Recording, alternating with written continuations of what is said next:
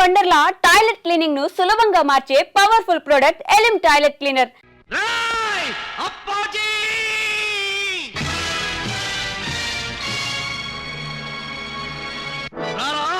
బయటికి రా. నీ దౌర్జన్యాలతో ప్రజల్ని భయభ్రాంతుల్ని చేస్తావా? నగరంలో శాంతి భద్రతలని సర్వనాశనం చేస్తావా? మర్డర్లతో మానభంగాలతో సిటీని శ్మశానం చేస్తావా? నీలాంటి దుష్టుణ్ణి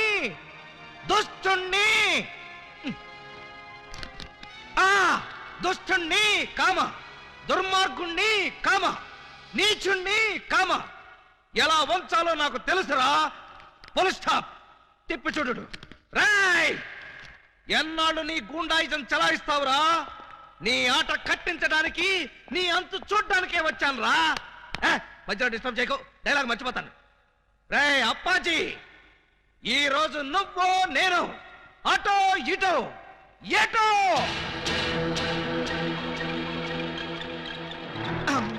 ఏంట్రా తెగరెచ్చిపోతున్నావు? వేసేమంటారా సార్? సార్, మీరు నన్ను అపార్థం చేసుకోకండి సార్.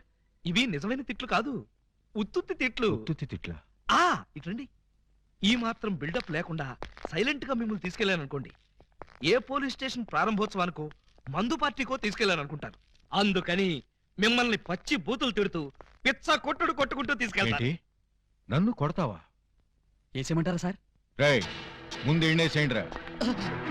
సార్, నువ్వేంట్రా కొడతావా? అబ్బే, ఉట్టి యాక్టింగే సార్. ఈ గంట సేపు నేను అంకుశం రాజశేఖర్ని, మీరు రామిరెడ్డి. Okay, start action. రేయ్, నన్ను లాఠీతో కొడతావా? అబ్బే, ఇది ఒరిజినల్ లాఠీ కాదు సార్, లబ్బర్ లాఠీ. కావాలంటే చూడండి. చూసారా, దెబ్బ తగలేదు. పిఏ. Yes sir. వీడు మన కొట్టుకుంటూ తీసుకెళ్తానంటున్నాడు. మన విలనిజం ఏమైనా దెబ్బతింటుందంటావా? ఏం దెబ్బతినా సార్, సింపతి పెరిగి పబ్లిసిటీ వస్తుంది. ముందు ముందు ఎలక్షన్. సరే, నెల రోజుల్లోగా ఆలీబాబా నా ఒళ్ళో కూర్చోబెట్టుకుని మెళ్ళ తాడి కట్టించుకోకపోతే నా పేరు పూలందేవే కాదు. అదే నెల రోజుల్లో నేను ఆయన దాన్నై ఆయన్ని నా సొంతం చేసుకోకపోతే నా పేరు పూజా బేడియే కాదు. Challenge challenge. Super Alibaba, super. ఇన్నాళ్ళకు నువ్వు కూడా ఒక మగాడవని నిరూపించుకున్నావు. చిన్నప్పటి నుంచి అంతే సార్, కాకపోతే కొంచెం లేట్ అయితే ఏమయ్యా? అప్పాజీని అరెస్ట్ చేయడంలో నువ్వు చూపించిన ధైర్య సాహసాలకి ప్రజల రెస్పాన్స్ చూసావా? ఇప్పుడు నువ్వు జనానికి కనపడితే చాలు. పిచ్చి కొట్టుడు కొడతారా సార్? జైలు కొడతారయ్యా. మన డిపార్ట్మెంట్ కే సింహస్వప్నం అయిన అప్పాజీని అరెస్ట్ చేసి పోలీసులు తలెత్తుకునేటట్టు చేశావు. లేకపోతే సమాజాన్ని సర్వనాశనం చేస్తున్న ఇలాంటి సంఘ సంస్కర్తని. సంఘ సంస్కర్త కాదు, సంఘ విద్రోహి. అదే సంఘ విద్రోహిని అంత తేలిగ్గా వదిలేస్తానా? ఎస్పీ గారి ముందు ఏంటా నిలబడ్డాం? సరిగ్గా నిలబడా. వీణ్ణి ఒక్క గంట అయినా లాకప్ లో పెట్టాలనుకున్నాను, పెట్టాను. గంట అయిపోయింది, ఇప్పుడు వదిలేస్తున్నాను. వదిలేస్తావా?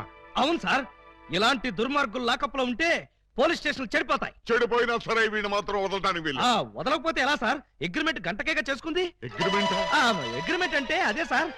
వీడిని గంటే లాకప్ లో పెడతాను ముందే చెప్పాను. నో, వీడిని వెంటనే తిహార్ జైలుకి షిఫ్ట్ చేయమని ఐజీ గారు ఫోన్ చేసి చెప్పారు. తిహారీ జైలా? ఈయన ఒప్పుకోడేమో సార్. ఒప్పుకోవడానికి వాడేవాడు. పైగా వాడు ఈ స్టేషన్ లోనే ఉంటే వాడు అనుచరులు బాంబులతో దాడి చేయొచ్చు. అమ్మో, నిజమే సార్. మనం అలా స్టేషన్ బయటికి వెళ్ళి మాట్లాడుకుందాం, పదండి. అక్కర్లేదు. అపరావు. Yes sir. వాడిని మేనెక్కించండి. Okay sir. సార్, పాపం ఈసారి కుదిరేండి సార్.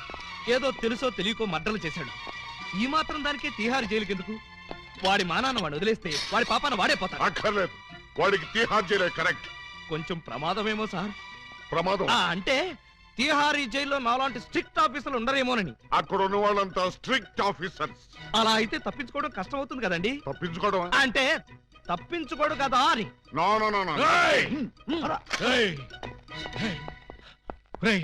ఏంట్రా ఇది? అమ్మ తోడు, మదర్ ప్రామిస్. ఇలా జరుగుతుందని నాకు కూడా తెలుసు సార్. తెలియకుండానే నన్ను తిహార్ జైలుకి పంపిస్తావురా? అబ్బే, నేను పంపట్లేదు సార్. మీరు కూడా వెళ్ళకండి. నోర్మై, గంట సేపు నమ్మించి నన్నే మోసం చేస్తావా? అలీబాబా, నన్ను చీట్ చేసి అరెస్ట్ చేస్తావు కదూ? జైలు నుంచి పారిపోయి వచ్చి నీ అంతం చూస్తాను రా, నీ రక్తం కళ్ళ చూస్తాను రా, నీ శవాన్ని లేపుతాను రా. అప్పాజీ గారిని అరెస్ట్ చేయాలని మీకు ఎందుకు అనిపించింది? టైం బాగోక.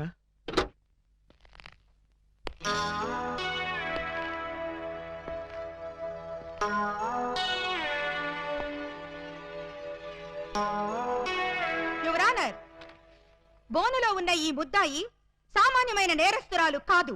పట్టపగలు నడి రోడ్డు మీద ముక్కు పచ్చలారని ఓ పసివాడిని భయపెట్టి బెదిరించి అమానుషంగా, దుర్మార్గంగా, రాక్షసంగా, కిరాతకంగా ఆ బాబు ప్రాణప్రదంగా ఎక్కాల పుస్తకంలో దాచుకున్న 7 o'clock బ్లేడుని సరిగ్గా 7 o'clock కి కాజేసింది. ఆర్డర్ ఆర్డర్ ఆర్డర్ ఓ ప్లేట్ ఇడ్లీ, ఓ బ్రూ కాఫీ.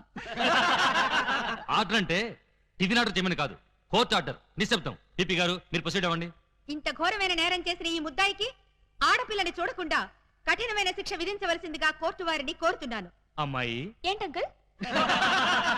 Order order. నీ తరఫున వాదించడానికి లాయర్ ఎవరైనా ఉన్నారా? నేను నిజం చెప్దాం అనుకుంటున్నాను. ఇక లాయర్ ఎందుకు అంకుల్? ముద్దాయిలు అంకులు అంకులు అని 10 సార్లు అనకూడదమ్మా. అలాగే అంకుల్. ఈ నేరం నువ్వు చేసావా? చేశాను చేశాను చేశాను. సాక్ష్యాధారాలన్నీ పరిశీలించిన పిదప ముద్దాయి తను చేసిన నేరాన్ని 3 సార్లు ఒప్పుకున్న మీదట పూలందేవి అనబడే ఈ నేరస్తురాలికి 22 నిమిషాల లాకపు శిక్షను 25 న్యాయపైసల జరిమానాను విధించడమైనది. ఓయ్, నాకు వేసిన 22 నిమిషాల శిక్షాకాలం ఇక్కడే పూర్తయ్యేట్టుంది. మీ రొమాన్స్ ఆపి నన్ను తీసుకుపదా. సార్, మొబైల్ కోర్టు వారు ఈ అమ్మాయికి 22 నిమిషాల లాకప్ శిక్ష వేశారు. నువ్వా? ఏం చేసావు? బ్లేడ్ దొంగతనం చేశానండి. బ్లేడా? దేనికి? అది చాలా సీక్రెట్. అందరి ముందు చెప్పాలంటే. అయితే ఉండు. ఇక మీరంతా దూరంగా నిలబండి. ఇప్పుడు చెప్పు. అంతా మన వైపే చూస్తున్నారు. ఇక మీరంతా అటు పక్క తిరిగి నిలబండి. ఇప్పుడు చెప్పు. ఇక్కడ చెప్పాలంటే ఏదోగా ఉంది. ఎలాగో లాకప్ శిక్ష అనుభవించాలిగా. శిక్ష అనుభవిస్తూ చెప్తాను. సెల్లోకి రండి. సెల్లోకా? చూసేవాళ్ళు నాకు కూడా శిక్ష పడింది అనుకుంటారేమో. అంత భయం అయితే వద్దులేండి. భయమా? నాకా? చచ్చా పద. రాయ్, ఎవరినడికి జీపు తీసుకొచ్చావురా? ఏంటి? నా జీపు నేను తెచ్చుకోవడానికి నిన్ను పర్మిషన్ అడగాల? మరి నేను హెడ్ కానిస్టేబుల్ ని, ఆఫ్టర్ ఆల్ నువ్వు ఎస్ఐ. బాబాయ్, మనం తర్వాత మాట్లాడుకుందాం. నువ్వు ఒకసారి బయటికి వెళ్ళు. నేను అమ్మాయితో పర్సనల్ గా మాట్లాడుకోవాలి. నేను బయటికి వెళ్ళాలా? రాయ్, కమిషనర్ కొంపకి సున్నం కొట్టి నీకు ఎస్ఐ ఉద్యోగం ఇప్పించారా? బాబాయ్, ఇక్కడ లేడీస్ ఉన్నారు, పర్సనల్ సొద్దు. ఏంటో నీ బోర్డు పర్సనల్స్? అది నీకు అనవసరం. ఒక ఎస్ఐగా, నీ పై అధికారిగా నీ కాళ్ళు గడ్డాలు పట్టుకుని బతిమాలుతున్నాను. బయటికి వెళ్ళు. ఆయనే వెళ్తారు, మీరు రండి. ఇన్నాళ్ళు మీ వాడిని కసివాడు అనుకున్నాం. చాలా కసివాడు సుమా. ఆడపిల్లంటే 6 మైళ్ళ దూరంలో ఉండేవాడు. అలాంటిది నా ఎదురుగానే దాన్ని తీసుకుని లోపలికెడతాడా? పెద్ద మనిషి అయ్యాడు కదండి. పెద్ద మనిషా? ఏమిటండి ఆ సిక్స్ మాటలు? నా బోర్డంతా సిగ్గేస్తుంది. సిగ్గెందుకు చెప్పు. 3వ తరగతి చదివే మా పక్కింటి అబ్బాయి పరీక్షలకు వెళ్తుంటే వాడి పెన్సిల్ ముళ్ళు విరిగిపోయింది. చెక్కడానికి వాడి దగ్గర ప్లేడ్ లేదు. పాప వాడి తల్లి దగ్గర ప్లేడ్ కొనడానికి డబ్బులు కూడా లేవు. ఆ నిస్సహాయ స్థితిలో ఆ పసివాడి చూపులు నన్ను కదిలించాయి. వాడు పరీక్షలకు వెళ్ళకపోతే ఫెయిల్ అవుతాడు.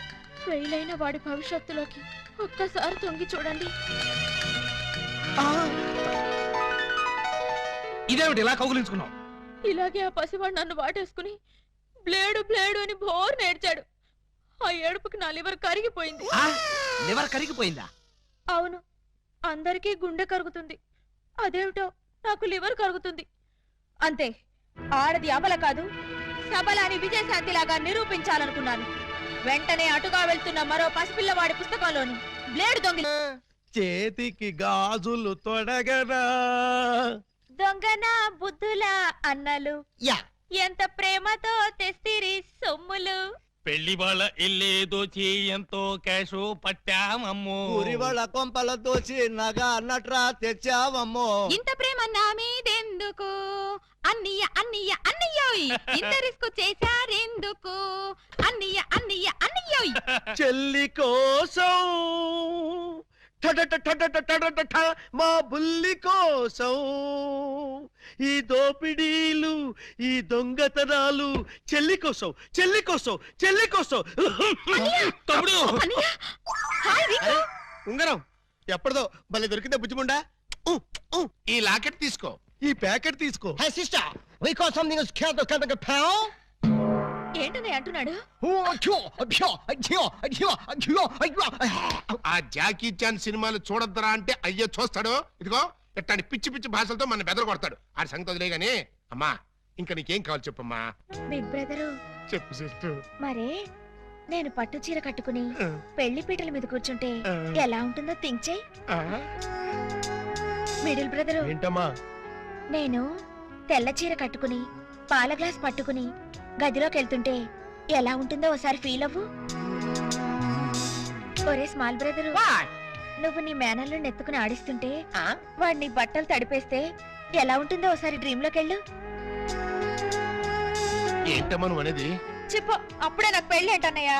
అసలు నీకు పెళ్లి చేస్తామని ఎవరన్నారమ్మా? అయ్యో, నాకేమంత వయసు అయిపోయిందని అప్పుడే పెళ్లి శోభనం అంటున్నారు.